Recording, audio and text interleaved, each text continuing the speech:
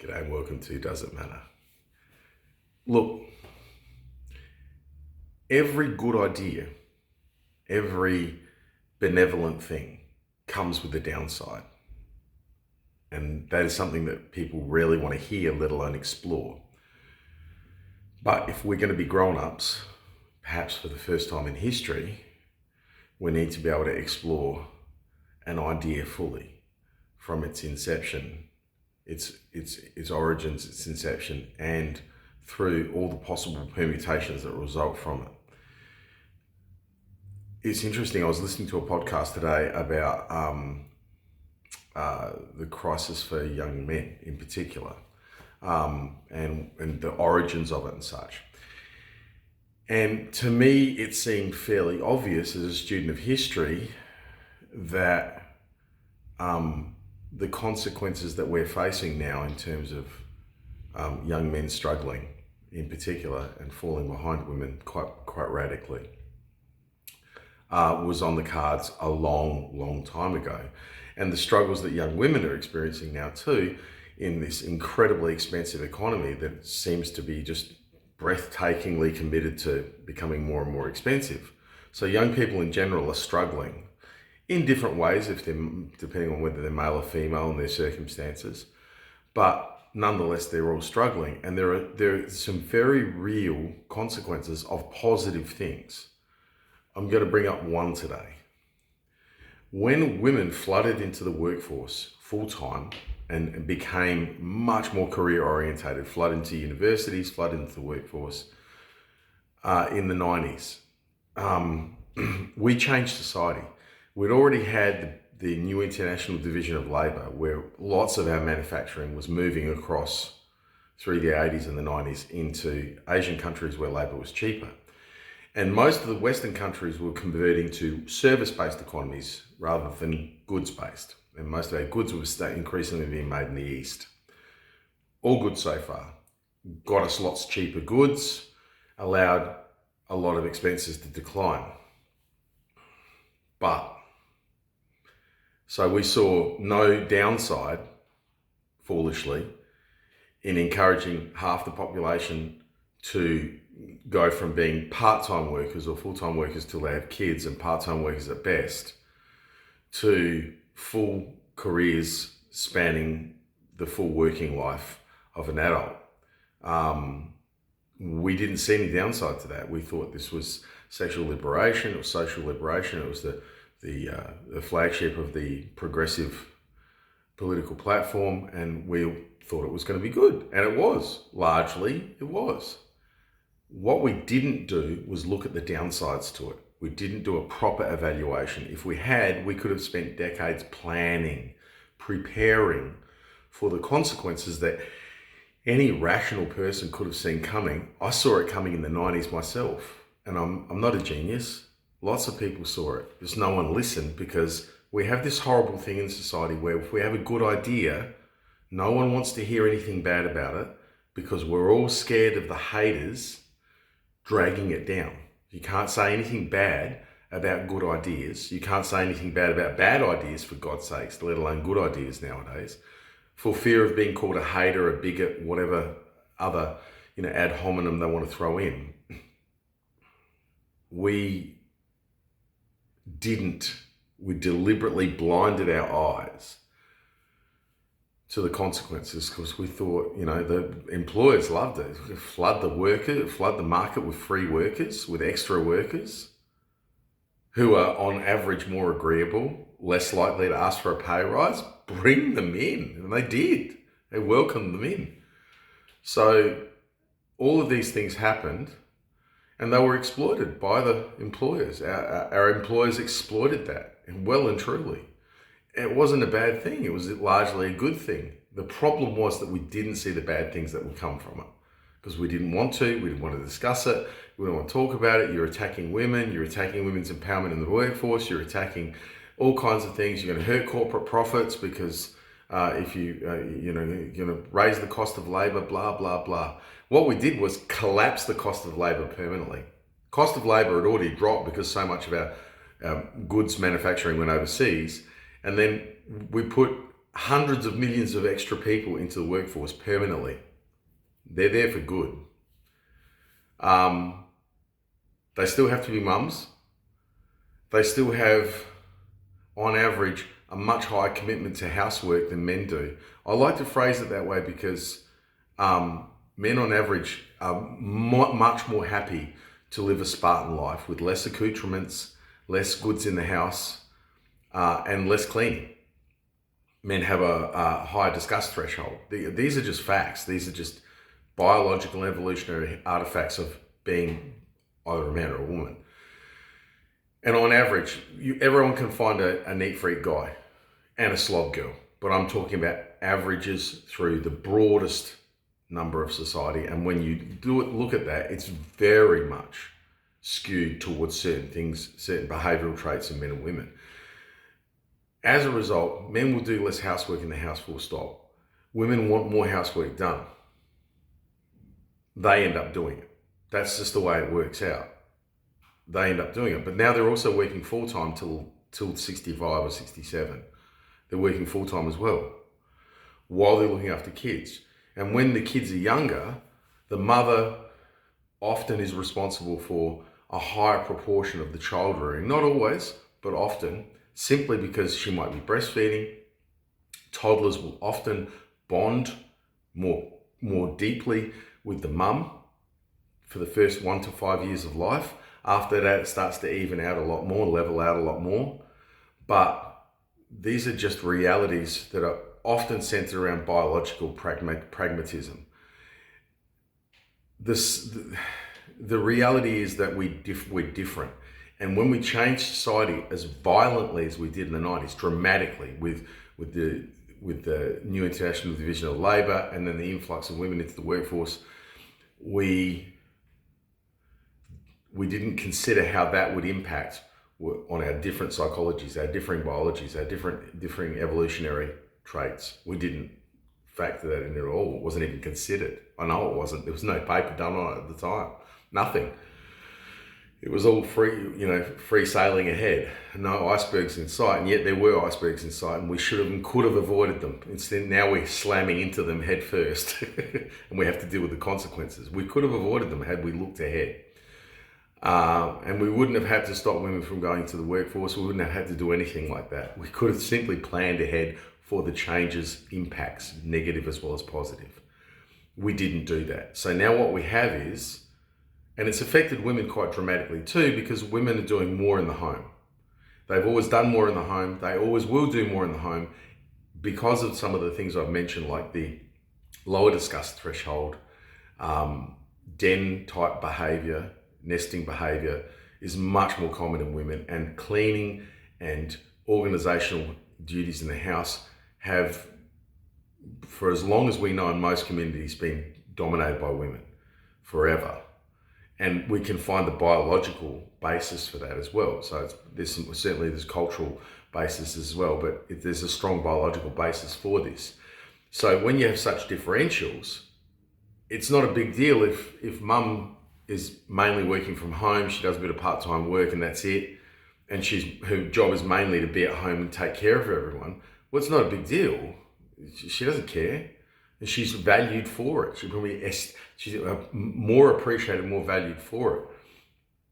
When everyone's working full-time, the kids are studying full-time, the parents are working full-time, and then the cleaning of the house has to take place, and all the other duties, and there are differences in that. Now you're talking about a much higher tension. The margins for things are now much smaller. Higher tension, higher friction. It's not anyone's fault. No one's wrong here. Women are not wrong, men are not wrong. It's just differences that don't make much of an impact in more traditional societies, but in the more modern progressive societies, boy, do they make an impact. On top of that, women are out earning men nowadays. So the income gap, the reverse income gap is actually huge for now 20 pluses to about 35. At 35, it does change over a bit because women have to have kids. Well, at least some of them are having kids, a lot of them are not, but still lots of women are still having children. And that impacts upon them. And once again, there's not an easy solution to this because if you leave the workforce as a man for 2 to 5 years, it'll impact on your earning capacity long term. Why wouldn't it do that for women?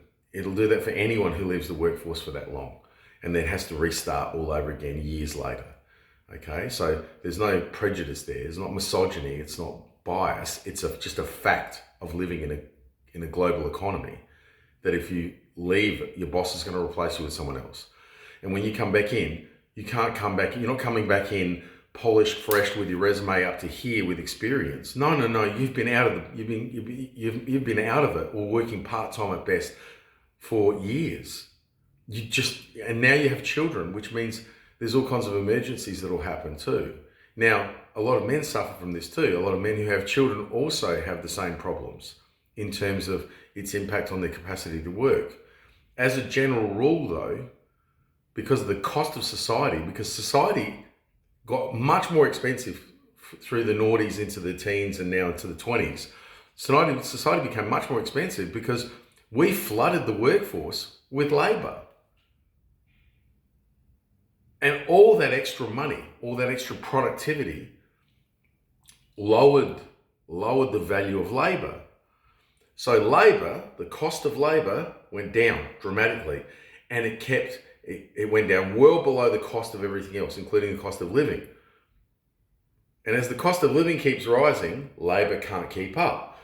24 coming on 25 years now of CPI for 80% of the population falling behind every year, slightly falling behind, or sometimes a lot falling behind CPI, the cost of living. It's been getting worse and worse and worse. People like me have been waving their hands going, you've got to take notice of this, bracket creep, all these kinds of things are going to wreck the economy. They're going to hollow out our working class and our middle class, which they've already done, and they're continuing to do. So when we pushed a whole bunch of work overseas and we pushed a whole bunch of women into the workforce, we didn't think about this, that it would result in this, and it has. So we need to be a lot more forward planning. We need to stop worrying about people's feelings. We need to stop worrying about paranoia. Politicians need to stop taking one side of the argument. There isn't one side. It's a process. And it's going to have positives and negatives. And we need to maturely be able to discuss the positives and the negatives and try and work out a balance. Or if a balance isn't possible, then counteracting effects and programs that can offset the negative effects down the track. And that's what we needed to do. But we didn't do that. So now we have enormous frictions in homes that are suffering the highest divorce and separation rates we've ever seen. By the 14-year mark, 80% plus split. Okay? Not good for society. Freaking terrible. And not great for the economy either, to be honest. We have kids with increasingly poor mental health rates. We have boys that are falling behind girls so radically that their economic prospects are terrifying to even now some MPs and politicians are finally beginning to notice that too many of our boys are falling behind. The school system isn't set up for them in many cases, for certain types of boys anyway, who make up about 40% of boys. We haven't considered the negative sides of what we're doing. And we've got to start doing that. And we can't let politics get in the way. We can't get our fears get in the way. We can't let feelings get in the way. We need to be able to discuss the facts. All right? We've got to stop living in this childish clown world where everyone's fearful of what the other person will say, so we can't address the truth. Fuck that. We need to stop that. Okay? The reality is now we live in a world where one wage cannot buy a house, cannot support a family for most people. And that's changed in a very short period of time, historically speaking. And it changed because we didn't think about all the consequences and we didn't set policy plans in motion 25 years ago. We should have been thinking about this 25 years ago. And both Labor and Liberal in this country, in Australia, are guilty of that. They didn't think about it. They didn't plan for it, even though they could have seen it easily coming. They just didn't want to. We need to start thinking more ahead, more long term. We're in a time of such enormous transition and change with automation and AGI pushing into our societies ever more. And that's not going to stop at all. It's going to accelerate. We need to start thinking a little faster. The transition of change is happening faster and faster, and that'll help. But we need to think ahead a lot more than we do now. And we need to address economics without politics. We need to stop considering politics. Geopolitics possibly has to have some reference point to political economy, but social politics in particular needs to keep its nose out of economics. It really does, because we need to be able to make decisions that don't become embroiled in political social factioning. Those social factions are destroying our culture, they're destroying our politics, because we can't have rational conversations. We can't have difficult conversations. Someone needs to be able to say, okay, we've doubled the size of the workforce since the 90s. We're in the 90s, could this be causing problems? And how could we alleviate or head those problems off, nip them in the bud? No one was able to say it. We started to see it in the early noughties, but we couldn't say anything. No one was saying anything. No one dared say anything. And that's the problem. That's a big problem. Powerful ideas have powerful investors in them, and they don't want to hear anything else. And it's not just people, it's not just feminists, it's not just men, it's not just women, it's not just those social factions, big corporate factions, political factions that are heavily invested in those things. We need to be a lot more factual and a lot more evidence-based about how our conversations go. And we can't consider people's feelings. We can't. It is morally bankrupt to consider individuals or groups' feelings on matters of this scale, on the scale of this huge ramifications of this go on for generations. We have no right to put any single group, and certainly individuals' feelings, ahead of the commonwealth of all over a long period of time, over years, decades, and generations. It is an outrageous moral crime to do that. And we have been doing this for 30 years. We've got to stop. We have to stop. We have to start putting the good of all, the common good, ahead of any single group or individual. We have to. And we have to start looking at how we can get win-wins for everyone, okay? We don't want to eat the rich. They make a lot of money. They fund all our best ideas. We don't want to eat the rich. We kind of want to tax them a little more fairly. We don't want to drive them out of our countries. It's a balancing act. It's a juggling act. It's what we've got to do. But we also need to make sure that the people who are making the most money from our labour in many cases, and from our IP that we generate through our universities and our schools and our society and our entrepreneurial class, they're paying it back one way or the other. There's a lot of value out there that different factions within society don't consider, and that value is earned by ordinary people, and they deserve to have some back. I'm a big fan of social dividends. It's a version of the UBI that will probably solve some of these problems. Job guarantees are another one, where we guarantee certain types of jobs regardless, so that people can work and have some earnings. We also need a social dividend. The reason I like the social dividend idea better than the UBI idea will be in another video, and I'll explain it entirely as to how they both respectively work and why I prefer social dividends to UBI. But there are consequences even to those ideas. So I think those ideas are really good. I think job guarantees are really good. I think that investing heavily in AI and automation and science and orbital industries and all those things are really good, but there will be downsides to them.